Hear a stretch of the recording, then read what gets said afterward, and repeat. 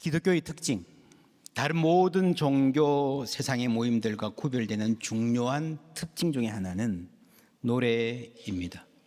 교회가 있는 곳에 노래가 있고 그리스도인이 모이는 곳에 늘 찬송 소리가 있습니다. 물론 다른 종교들도 노래하긴 하지만 기독교에서만큼 그렇게 중심적이지 않습니다. 있으면 좋지만 없어도 괜찮습니다. 근데 교회는요, 모일 때마다 가정에 신방을 가도 야외에 나가도 언제나 직장에서도 찬송하고 예배합니다. 병원에 신방 가도 찬송하고 기도합니다. 요즘에는 옆에 실례가 될까 봐 함께 계시면 찬송하기 힘들어졌습니다. 대단히 아쉽습니다. 작년에 어떤 교우 병석에 신방을 갔는데 말을 거의 못하시는 상황이었어요. 찬송 못하는 상황이었는데 마지막에 될지도 모르겠다. 그래서 귀에다 대고 아주 작은 목소리로 찬송했습니다.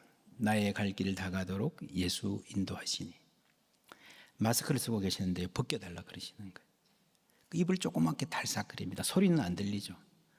그런 찬송이 진행되면서 환하게 웃으시는 거예요. 간호하던 가족들이 깜짝 놀랄 정도로.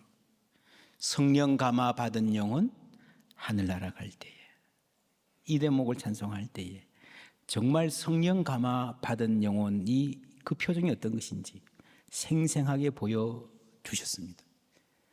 우리가 찬송할 때 하나님이 주시는 은혜가 있습니다. 찬송할 때 내가 하나님의 자녀임을, 그리스도인임을 알게 됩니다.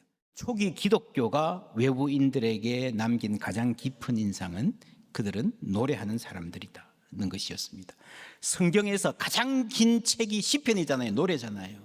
구약신앙은 출발부터 그렇습니다. 창세기를 모세오경이라고 하는 말은요, 모세 시대가 출발이란 말이에요. 출발은 창세기가 아니고 출애굽기입니다. 하나님 입장에서는 천지를 창조하시고 그 다음에 이스라엘을 구원하셨지만 사람들 입장에서는 먼저 구원을 받았어요. 홍해를 건넜어요. 그 믿음 안에서 천지 창조를 아는 거예요. 우리 역시 마찬가지입니다. 그리스도의 십자가의 구원을 먼저 만나고 그 다음에 창조를 아는 거예요. 그래서 출발은, 구약신학의 출발은 출애굽입니다. 출애굽을 전하는 그 큰 이야기가 중에서 길죠, 스토리가.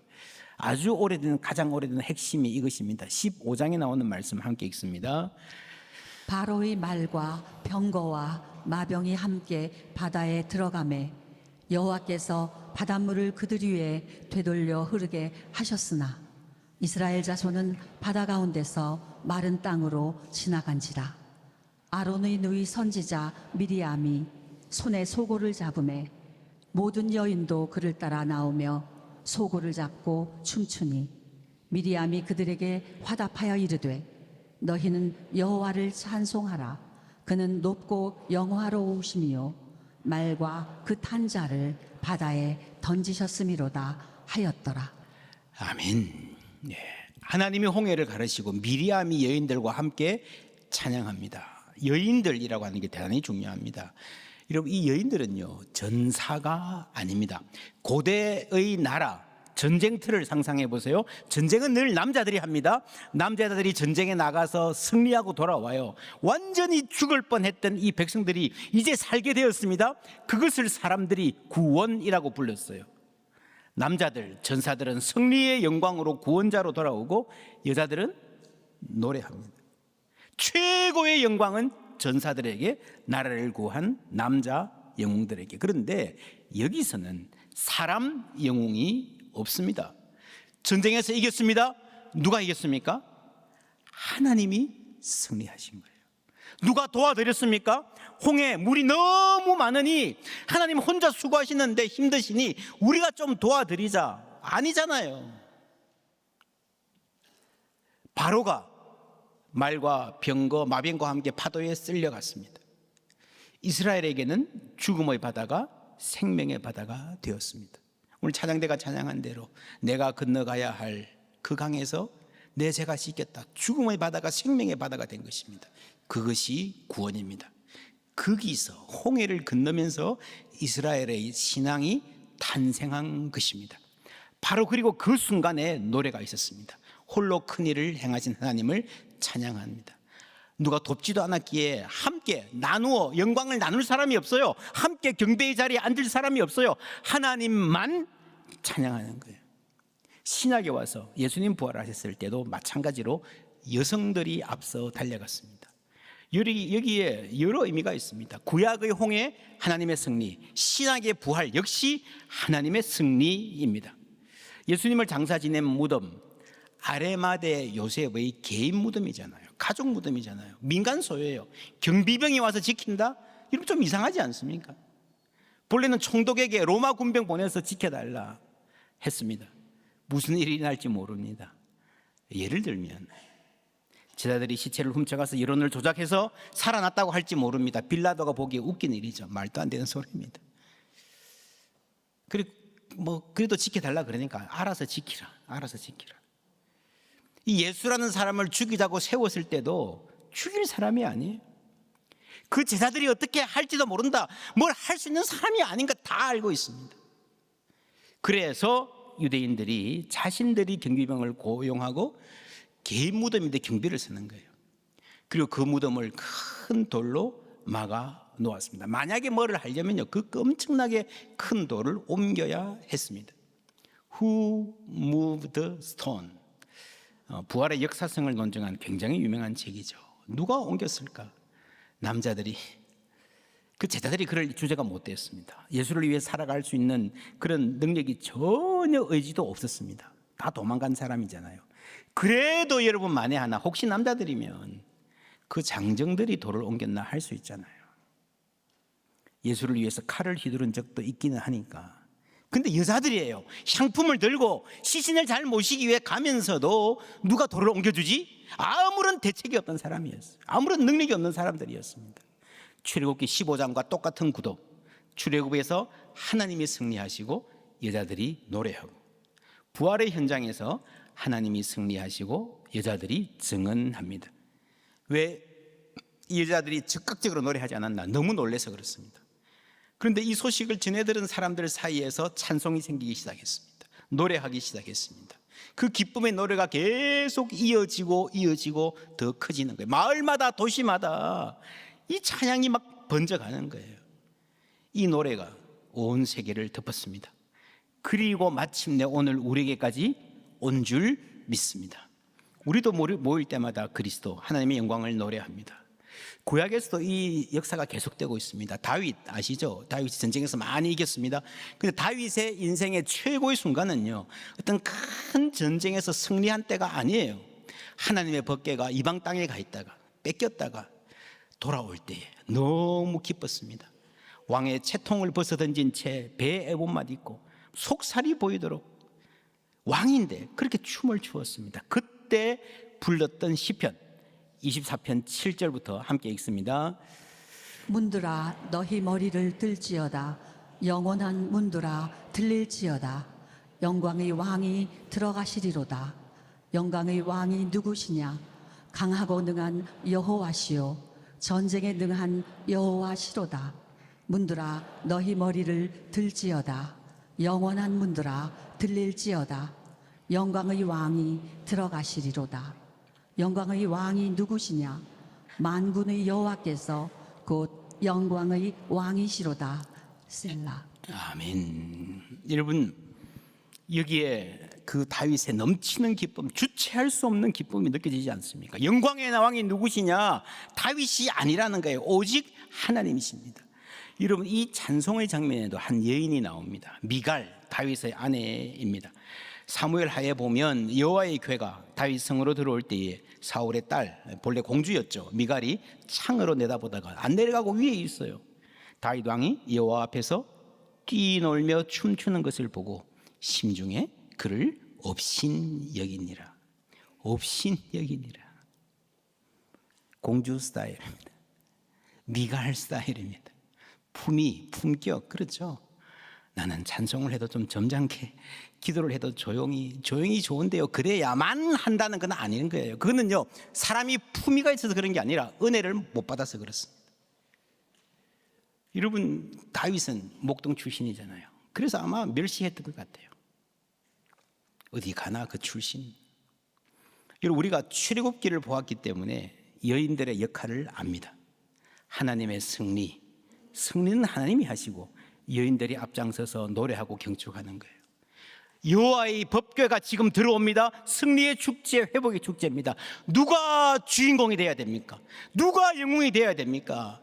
미갈의 입장에서는 내 남편이에요. 내 남편.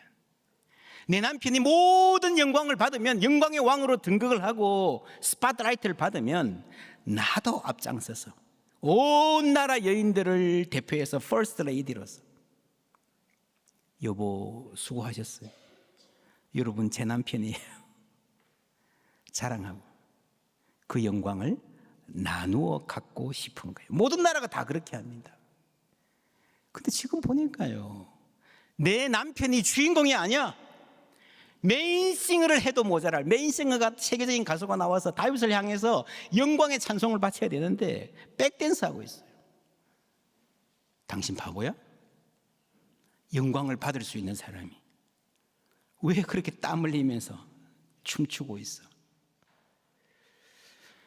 여러분, 미리암처럼, 부활의 아침 그 여인들처럼 함께 찬양할 수 있었던 사람이에요. 그래야 할 사람이에요. 이 미갈은 공주로 태어났습니다. 그런데요, 아버지 사울왕이 비참하게 죽고 왕조가 문 닫았습니다. 공주면 뭐해요? 왕조가 망했는데 더 비참하죠. 다른 나라로 생각하면요, 죽거나 노예가 되거나 둘 중에 하나예요. 그런데 왕비가 되었어요. 여러분, 얼마나 놀라운 은혜입니까? 당연히 하나님 가장 찬양해야 될 사람이 이 미갈이에요. 여러분, 세상의 모든 나라는 쇠하는 나라입니다. 어떤 강대국도 영원하지 않습니다.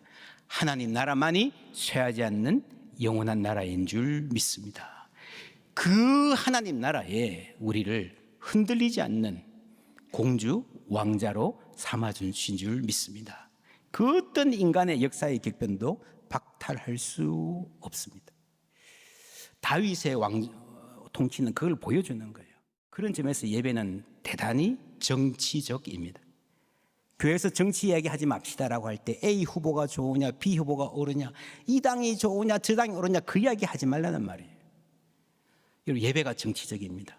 어떤 인간 왕도 인간의 문제를 근본적으로 해결해 줄 왕이 아니고 하나님만이 왕이시라는 점에서 교회는, 복음은 레디컬하게 정치적입니다. 하나님만이 왕이 되셔야 됩니다. 8절 말씀 다시 읽습니다. 영광의 왕이 누구시냐? 강하고 능한 여호와시요 전쟁에 능한 여호와시로다. 전쟁에 능한 여호와. 이 전쟁이 어떤 전쟁입니까? 인간 영웅은 위기를 필요로 하기 때문에 자기가 영웅이 되기 위해서라도 끊임없이 전쟁을 만들어갑니다. 폭력을 씁니다. 그러나 예수님은 그 폭력에 스스로 자신을 내어주셨습니다. 폭력에 굴복한 것입니까? 아니에요. 예수님이 치르신 전쟁은 폭력에 굴복하지 않으시고 폭력성을, 인간 안에 있는 폭력성을, 내 안에 있는 폭력성을 쓰러뜨리신 전쟁입니다.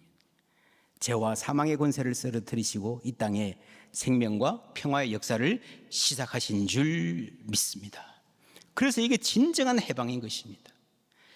여러분, 사정이 그럴진데 우리의 상대가 어떤 나라가 아니라, 세상 권세가 아니라 죄와 사망의 권세이기 때문에 우리가 할 수 없는 거예요. 우리가 좀 노력한다고, 열심히 싸운다고 죽임을 이길 수 있습니까? 그 누가 죽음을 이겼습니까? 천하를 통일했던 진시황도 불로 쫓았다가 죽었어요. 그래서 우리의 신앙은 노력 이전에 뭐라고요? 노래입니다. 하나님이 다 하셨기 때문에 우리는 하나님을 찬양할 것뿐입니다. 이 승리의 감격에서 기독교 신앙이 출발한 거예요. 우리가 주일날 예배드리잖아요. 이 구약 시대는요, 예수님 돌아가시는 그 순간까지만 해도 안식일에 예배드렸습니다. 근데 이게 언제 토요일에서 주일로 넘어왔는지 아무도 모릅니다. 기록도 없고 근거도 없습니다.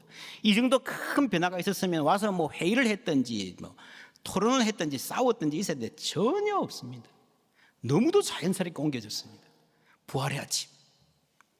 가만히 있을 수 없는 거예요. 그냥 모이기 시작한 거예요. 너도 왔네, 나도 왔네, 다음 주에 또 왔네, 또 모였네, 예배하자. 여러분, 초대교인들은요, 예수님이 부활하신 그날 가슴이 벅차서 그냥 집에 있을 수가 없었던 거예요. 그래서 찬송했습니다. 그래서 여러분 매 주일이 부활주일인 거예요. 우리가 사순절을 지냈습니다. 40일 동안 슬픔에 즐기잖아요. 근데 여기서 주일은 뺍니다. 주일에는 그 부활의 기쁨이 너무 커서요. 사순절이지만 금식할 수 없고 슬퍼할 수 없는 거예요. 그래서 여러분 그리스도인의 삶은 물론 슬픔을 만나지만 어떠한 경우에도 슬픔만으로 점철될 수 없는 문득문득 기쁨이 찾아오는 삶인 줄 믿습니다. 지리한 장마가 계속되는데 잠시 햇살이 환하게 비치는 것처럼 그게 하나님이 우리에게 주시는 은혜입니다. 그래서 교회의 역사는요, 가는 곳마다 찬송이 있는 거예요. 왜 찬송합니까? 늘 모든 게 잘 되고 편안하고 좋은 일만 있었기 때문에 찬송한 거 아니에요. 사도행전 16장에 보면 바울이 빌립보라는 로마 도시에 들어갑니다. 복음을 전하고 귀신을 쫓아내고 좋은 일 했는데 핍박을 받습니다. 심한 매를 받고 막 피투성이가 됩니다. 온몸이 욱신거립니다. 그리고 감옥에 갇힙니다. 그때 했던 일 함께 읽습니다. 많이 친 후에 옥에 가두고 간수에게 명하여 든든히 지키라 하니 그가 이러한 명령을 받아 그들을 깊은 옥에 가두고 그 발을 착고에 든든히 채웠더니 한밤중에 바울과 실라가 기도하고 하나님을 찬송하며 죄수들이 듣더라. 아멘. 착고에 채웠는데 착고가 풀려지기 전에 그들의 마음이 먼저 풀렸습니다. 기도하고 하나님 찬송했습니다. 그리고 지진이 나고 옥문이 열린 거예요. 옥문이 열려서 해방되어서 찬송한 게 아니라 그 깊은 어둠 가운데 온몸이 고문의 흔적으로 욱신거리는 가운데 착고에 매여 있는 가운데도 찬송했습니다. 어떻게 가능했겠습니까? 부활하신 주님의 생명의 빛이 그 어두움에도 비춰주신 줄 믿습니다.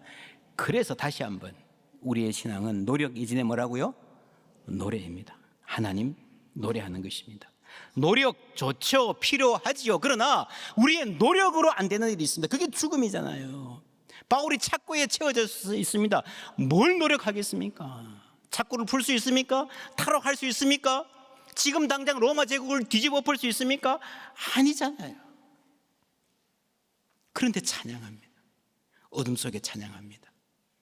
그 어떤 빛보다 밝은 빛, 그리스도 생명의 부활의 빛을 보았기 때문인 줄 믿습니다.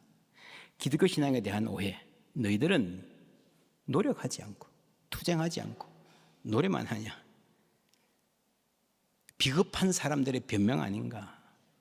여러분 역사를 살펴보면요, 이 역사의 어두운 가운데 용기 있게 한 발 내디딘 사람들 중에 그리스도인들이 압도적으로 많습니다. 마틴 루터 킹 주니어 목사님이 미국에서 민권운동을 할 때에 함께 손에 손잡고 팔짱 끼고 불렀던 노래 We shall overcome 아시죠? 그 찬송입니다. 외부의 결박이 무서운 것이 아니라 우리 안에 있는 내면 두려움의 그 복수심, 그것을 하나님이 친히 깨트리신 줄 믿습니다.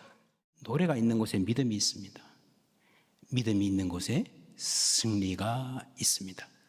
예수 승리하셨네, 나도 승리하겠네. 우리가 이걸 압니다. 우리가 인식하고 있습니다. 그런데 여러분 때로 우리의 느낌이요, 이게 너무 멀어요. 예수님 승리하신 건 알겠는데 그 승리 나에게 주시겠다는 약속은 아는데요, 내 삶으로 승리가 느껴지지 않을 때, 이 둘 사이가 너무 다 멀다고 느낄 때에 아셔야 됩니다. 그 사이에 뭐가 있어요? 노래가 있어요. 찬양하면 그 승리가 내 승리가 되는 거예요. 이렇게 영화를 보면 알 수 있어요. 물론 믿음이 있는 사람들이 찬양합니다. 그러나 때로요, 찬양하면서 믿음이 생기기도 해요. 마음을 열면 입술이 열리는데 입술을 열 때 마음이 열리기도 하는 거예요. 그래서 여러분 권면합니다. 예배에서 찬양할 때에 마음을 다해요. 그냥 흘려서 찬양하지 마시고 한자 한자 곰곰이 묵상하며 마음을 실어서 찬양하시기를 주님의 이름으로 축원합니다. 뿐만 아니라 내 마음만 담는 게 아니라 하나님께 찬양해야 됩니다. 우리가 여기에 수백 명, 수천 명이 모여서 찬송해도 저 뒤에 앉아있는 분 개인 목소리 저는 못 듣지만 하나님은 하나하나 따로따로 각각 듣고 계신 줄 믿습니다. 그래서 가끔씩 하나님께 그렇게 기도하시고 찬양하세요. 하나님, 제 목소리 들리시죠? 한번 해볼까요? 시작. 하나님, 제 목소리 들리시죠? 제가 찬양할게요. 하나님 사랑합니다. 그렇게 찬양해 보십시오. 하나님 우리를 놀랍도록 바꾸실 겁니다. 그리고 여러분 평소에 할 수 있으면 자주 찬양을 들으십시오. 주일 한 줄 묵상하면서 특별히 예배 때 불렀던 찬송들요. 요즘 뭐 찬송 들을 도구가 많잖아요. 계속해서 듣는 거 너무너무 좋은 영적인 습관입니다. 그리고 하나 더 하면 찬양팀, 찬양대에 헌신하십시오. 믿음 생활하는 참 좋은 길입니다. 이 모든 노래와 찬양의 역사가 요한계시록 끝까지 이어집니다. 3절 말씀 우리 다 같이 읽겠습니다. 하나님의 종 모세의 노래 어린 양의 노래를 불러 이르되 주 하나님 곧 전능하신 이시여 하시는 일이 크고 놀라우시도다. 만국의 왕이시여 주의 길이 의롭고 참되시도다. 아멘. 하나님의 종 누구? 모세의 노래. 또 누구요? 어린 양의 노래. 그렇죠. 구약의 출애굽기의 그 찬양, 홍해를 건넜을 때의 그 넘치는 은혜의 찬양과 어린 양의 노래, 죽으시고 부활하신 만왕의 왕 예수 그리스도 죽어 어린 양의 노래가 함께 만나는 거예요. 이것은 구약과 신약이 함께 만나는 거예요. 하나가 되는 것입니다. 이걸 우리가 보았습니다. 찬양 아래서요, 남과 여의 차별이 없어지고 모두가 주님 앞에 무릎 꿇는 평등한 백성들이 되는 것입니다.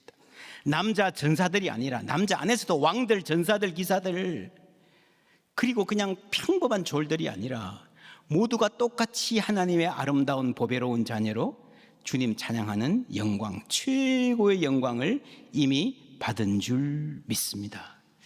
그리고 찬양할 때에 우리는 전진할 힘을 얻습니다. 목자의 아들도 왕의 딸도 공주도 평민도 모두 다 한마당에 나와서 춤추며 노래하고 영광의 왕 오직 하나님만이 왕이십니다 고백할 때에 그 안에서 하나 될 수 있고 그 찬양 안에서 우리는 진정한 자유와 평등을 꿈꿀 수 있는 것입니다. 우리가 들은 노래 중에서 백인과 흑인이 하나가 되잖아요. 복음이 가는 곳에 부활하신 예수님 예배 받으시고 다스리는 모든 곳에 하나 되는 화해와 평화의 역사가 있을 줄 믿습니다.